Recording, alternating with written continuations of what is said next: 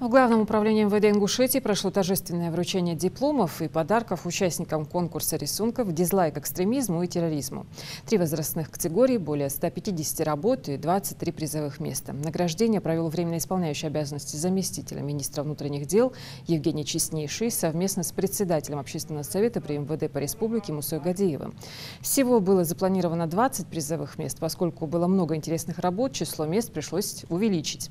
Параллельно призы вручили и участникам конкурса по подделкам полицейский дядя Степа. Заместитель министра поблагодарил призеров за их участие.